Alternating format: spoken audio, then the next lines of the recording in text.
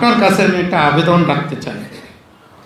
এটা আপনাদের দলীয় সিদ্ধান্ত, আপনাদের দলীয় সিদ্ধান্তের ব্যাপারে আমাদের কিছু বলার নাই, কিন্তু আমাকে ওই এলাকার হিন্দু সম্প্রদায়ের লোকজন অনুরোধ করেছেন যাতে আপনার কাছে আমি এই আবেদনটুকু রাখি।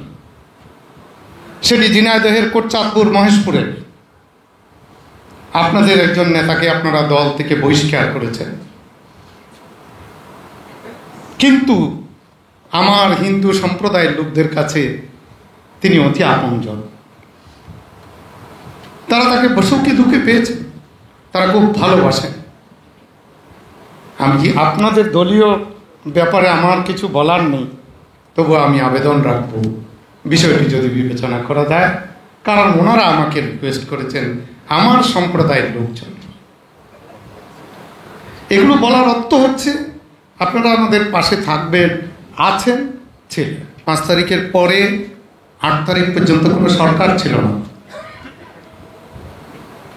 কিন্তু আমি আজকে কৃতজ্ঞতা জানাতে চাই অন্যান্য রাজনৈতিক দলের নেতাকর্মীদের মতো জামাত ইসলামী বাংলাদেশের নেতাকর্মীরা আমাদের সম্প্রদায়ের লোকদের রক্ষা করার জন্য, আমাদের ধর্মীয় প্রতিষ্ঠান রক্ষা করার জন্য আত্মনিয়োগ করেছিলেন। গর্বের সাথে বলতে চাই,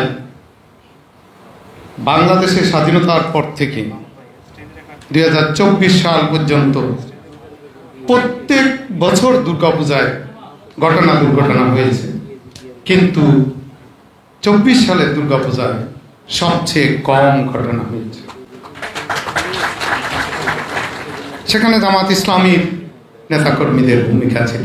আমি যখন এখানে দাঁড়িয়ে বক্তব্য রাখছি, সারা বাংলাদেশের সনাতনী সম্প্রদায়ের মানুষ এটা শুনছে। আমি সেজন্যই সারা বাংলাদেশের সনাতনী সম্প্রদায়ের মানুষের চাওয়া পাওয়ার কথা আপনার সামনে তুলে ধরতে চাই।